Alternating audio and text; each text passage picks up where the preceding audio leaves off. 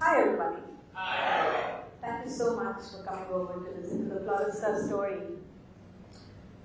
A software engineer and you're going to be selling flowers?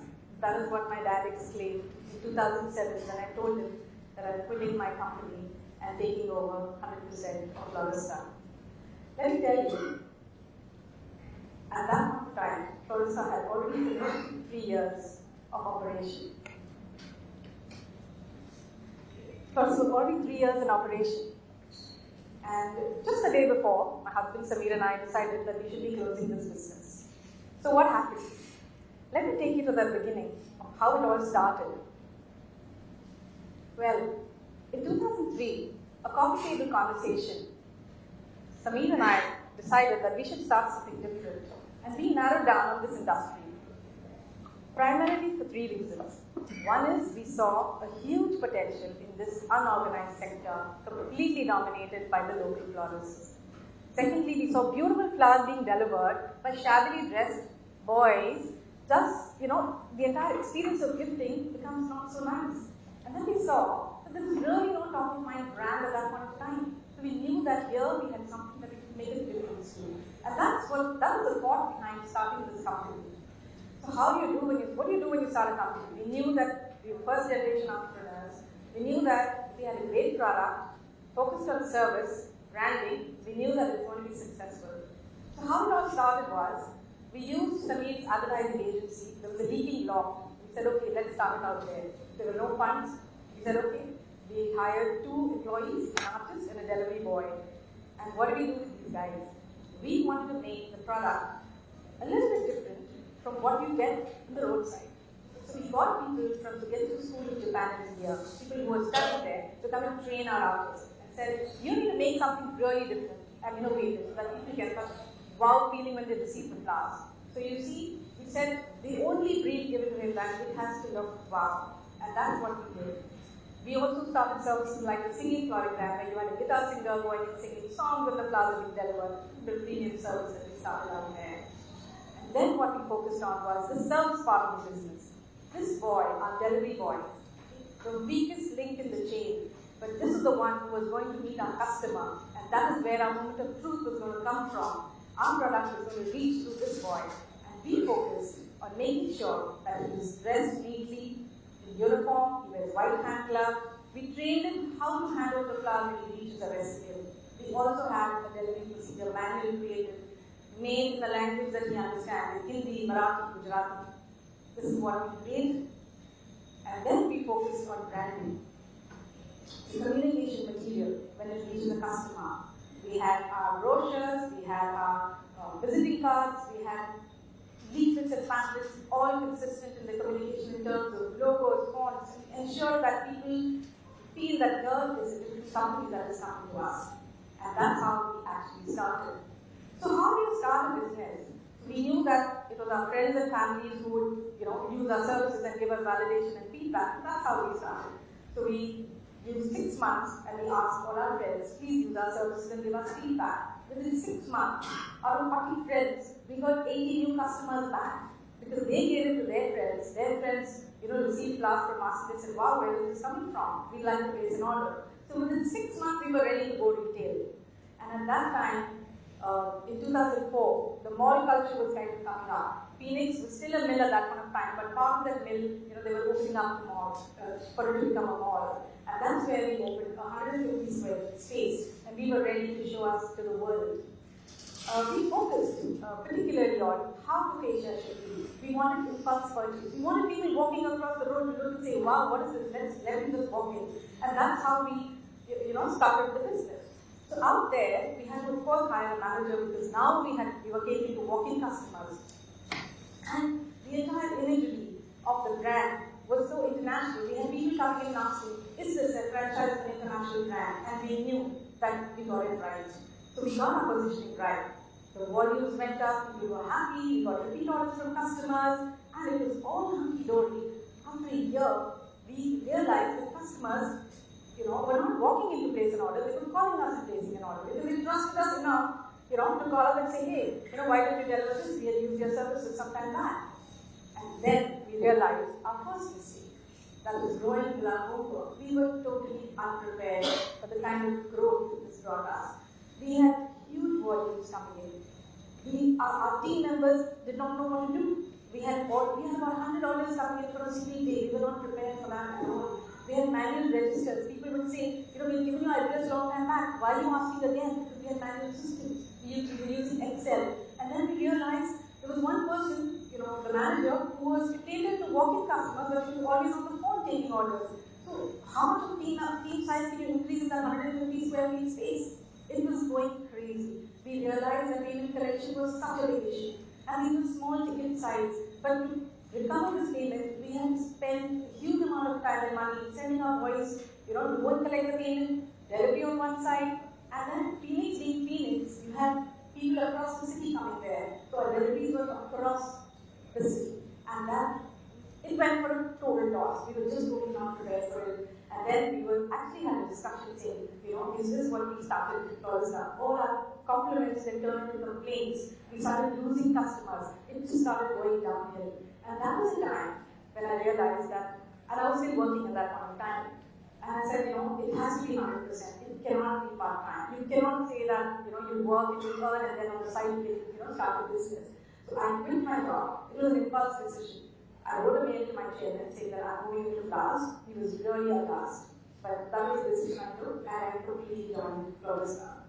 So what we did when I got it was, take a note of how to make this work. What was our learnings from these 3 years? Why did it not work? So we knew that the first thing that we needed to do was technology. We needed to have software to manage workflows. We cannot have manual registers. So that was the first thing that got cut down. So way back in 2007, we developed an automatic software. It became very easy to me because that was what my background was. We took particular care in making sure that every customer's data was entered, including his preferences. So next time he placed an order, it would pop up on the screen saying that, he does not like purple objects because these were preferences of customers. They expected us to remember. It was very easy for us to take up B2B clients, for corporate companies, Kodak Bank, Vodafone, for the HR initiatives and marketing initiatives. They would send us an Excel sheet saying, can you do this across? We send a monthly list. We said, great, this is pre-booked orders coming into us. So we started, it was very easy for us to manage that with the automatic software. Another important thing that we did was, why should somebody be sitting in an expensive retail space if he's only going to take orders over the phone? We said this has to be split. So we moved people out of the retail store and created a small little call center facility for processing the orders over the phone, for processing corporate orders. And the retail store managed only the walk-in customer. So they were focusing fully on the walk-in customer. So that worked very well for us. We realized that once this order processing center was created, this order processing center can control multiple stores. We got a call, once we were in Phoenix, we got a call from the Orbit Mall in Malala was coming up saying, hey, we want you there. We got a call from Mumbai Airport. I mean, the branding and positioning was such that we got inbound calls. We said, okay, this is great, because we're really getting there. So we opened another store in Orbit Mall, we opened at Mumbai Airport. Mumbai Airport gave us visibility to the entire country. And the hub and spoke model worked very well for us. We said, okay, this is great. So now with this particular hub, the control center, we decided we should be opening 200 stores in the country. That was our vision because, when you start your business, you really don't start it small. So when you realize that the potential that this can go to, it's amazing. And all these, changes and remodeling came from our own customer feedback. There were customers saying, can you deliver in Pune? Can you deliver in Baroda? Can you deliver in Delhi? And we said, why not? Why can't we be there? What will it take for us to be there? And that's the vision that we had at that point of time. Second thing that we realized was our touch points increased. When we had, we had about 5 stores. Our touch points at each and every store, how should the communication be? When we meet a customer. At that store, we didn't have managers, right? So we focused on training the call center team, because we had customers calling them up, we had customers sending an email. How should the communication be? So we particularly took care about all these things. And my dear friends, this is such a sensitive business, right? We're delivering flowers. And people deliver flowers for special occasions. You can't mess with special occasions. And we had our share of mess ups at that point of time, which we then took and documented. Just to narrate 2 things. Now, when we started the software, we said, how can we utilize the software to get repeat business? We knew that this birthday will happen every year, an anniversary comes every year. So we had a call center team member who was focused in calling up customers saying for repeat business. And then we didn't realize that when the call went through, there was one call that a call center executive called up. So the whole script was mentioned for it, right? He said, hello sir, last year you had sent glass to Miss So and so. Would you like to repeat your order? So most of the time we would get repeat order. And then it happened. We had our call center member, executive, calling up customers saying, hey sir, last year you had sent glass for condolence, would you like to repeat? And that came as like a shocker. Because it was such a, condolence was a minimal part of this sending of flowers, but we realized that the technology threw up a list of all the people who sent flowers. So we had to then upgrade our systems, to make sure that, this does not repeat again. So these are all learnings, and from each of these learnings, we sort of upgraded our system to make it absolutely foolproof. And when we talk about volumes, the kind of volume we handle on Valentine's Day, it is crazy. We make sure that our team is very empathetic when we talk to customers. We realize that grievance redressal.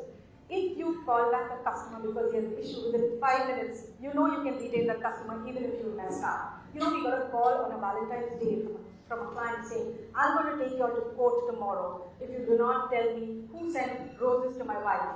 This was on Valentine's Day. And we had an option of surprise gifting, right? Somebody came to one of our stores and said surprise, he gave the address and sent 12 roses to such and such person.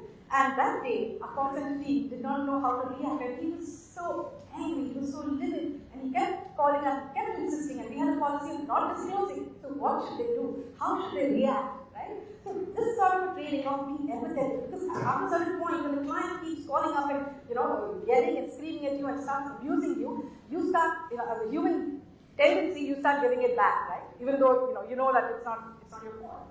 But that's what we focus on. So we had 5 stores, one in the airport. Our competitor had 25 stores at that point in time, but still people thought we were a much bigger brand.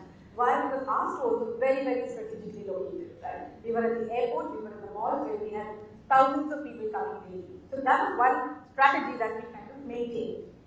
And we leveraged on the PR that we got automatically. We were seen at the best places, so we had media coming after us, we had, magazines coming after us saying, can we write about you? Do you have time to speak? Do you have time? I said, yes, I have all the time in the world, as long as I don't have to pay. So I was the one who was doing this pre-PR for the organization, and it worked very, very well.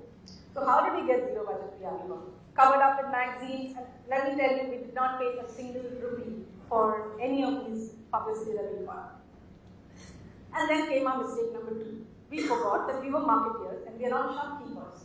What happened when we had multiple stores and we had a call center controlling the multiple stores? Each store, the gestation period for the store to become profitable was really, really long. We didn't have the funds at that point in time to continue. We could not manage pilferage. A boy in the airport pocketing 100 rupees a day or 200 rupees a day, I would not know. We could not barcode, the product is perishable. We could not control wastages. We could not control anything. We could not control the money. So what do we do? How do we become 200 stores? It's next to impossible. And then we thought of an idea of franchising. We said this business is local business. If we have franchisees across the country, they monitor, they control, they pay us royalty. We provide them the manpower, we provide them the designs, we control. How, it's like a sure shot win-win. And that's when we started franchising. We started our first set of franchisees in Mumbai, Pune, Ahmedabad, and Bangalore. That was a really, really exciting phase. The brand now started getting monetized. People are actually paying us to put up Florista on their board. So this is how we started franchising. And at this stage, we realized in 2010 that now is the time for the big jump. And we needed funds for that big jump. We realized that we can have company-owned stores only at specific strategic spots like airports, nothing else. And the rest of the stores will be franchised. We will create an international national call center because we have people from across the country and Indian diaspora abroad wanting to give flowers to the country.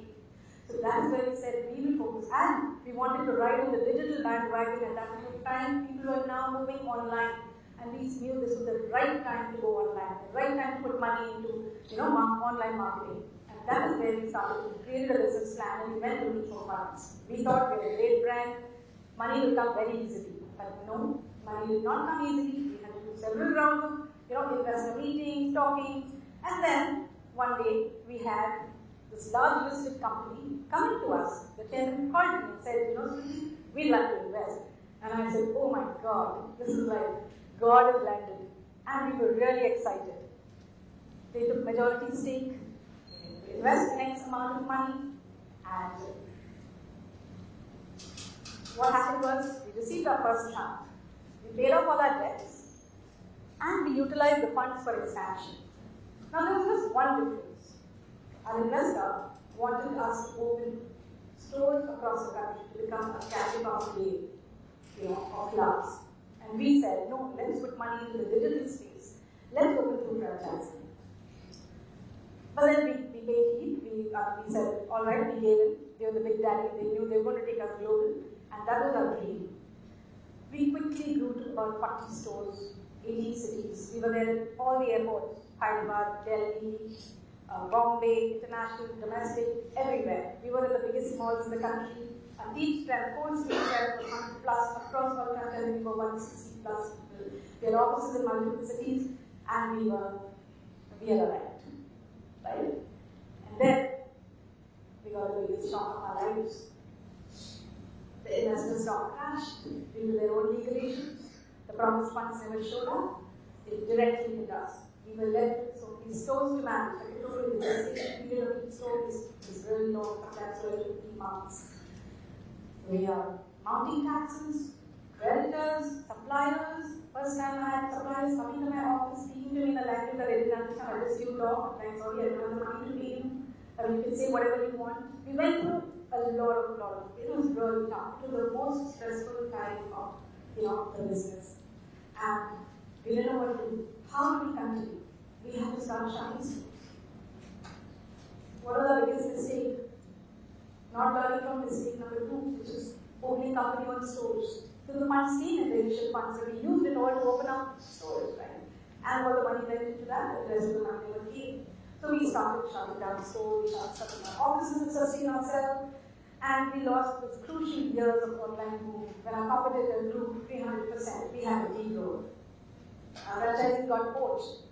It went to the competitor. New players came into the market, and we were just hanging in there.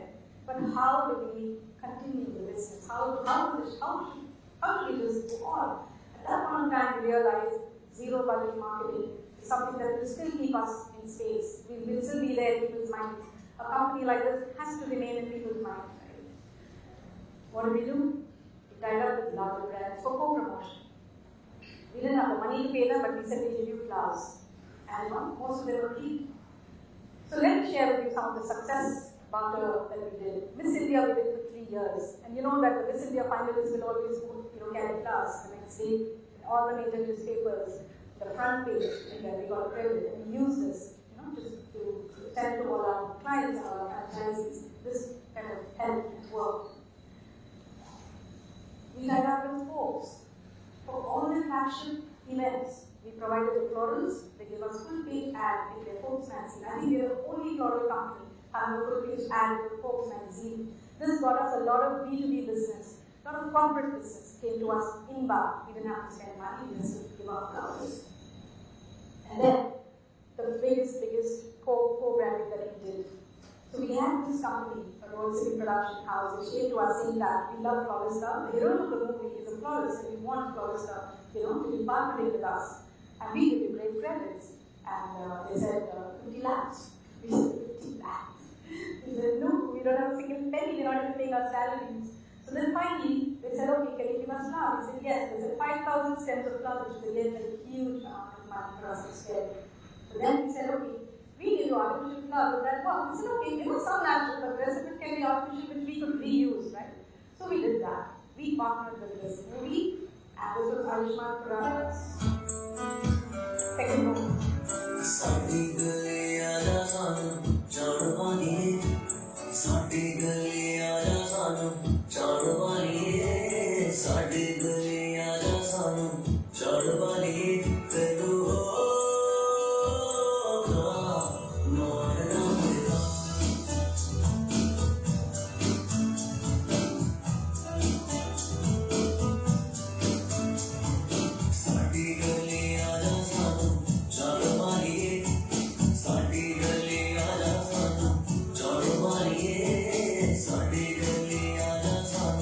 Charmani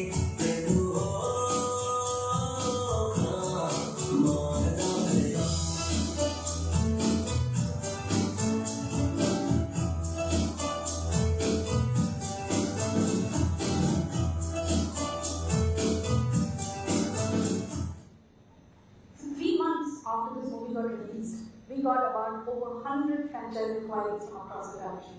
And all we did was just partner with this, for giving them few cents of flowers for 2 months. Right? So this is one of our, I think, the biggest That's how we survived till the time we managed to convince our investor that, it's not working out, please move out. And we did a buyback of our shares. And that came to our final phase of our business, which we did a buyback, we downsized to improve profitability and stability, we stopped looking for funding. And how did we manage? How did we manage at this time? It was only purely due to stakeholder relationships that we maintained. And we know that primarily what you need for your business to survive. You need your employees, you need your clients, you need your vendors, you need your franchisees. So we made sure that that we were very honest and transparent in discussing with them what's going on with the organization. Because it's there for everybody to see, right? We're there in the media, we're seeing the stores are shutting down. So what sort of a image is going out there? But I think sharing and being honest with them really, really works. We still have our core employees with us. We have 10 franchisees still with us, still strong, still hoping that there will be something that's going to be changing with the brand. And finally, my learnings in this whole 16-year journey is, I think, I've become very, very resilient. And I think what also helped for me was network. So during that time, you really need to be around like-minded people. You need somebody to talk to. You cannot be your family. It need not be your friends because they may not know what's happening to you. It has to be like-minded individuals or different businesses. So I've been a part of DIE and Asset for about 8 years. Asset is, a Harsh Marwala initiative. And I have a very strong trust group, and they really helped me see this through. I learned to trust my instincts and learned to take compliance very seriously. And I think adopting tech helped us in increasing our volumes when we didn't really have that much of funds to put in. Finally, have faith in yourself. Thank you so much.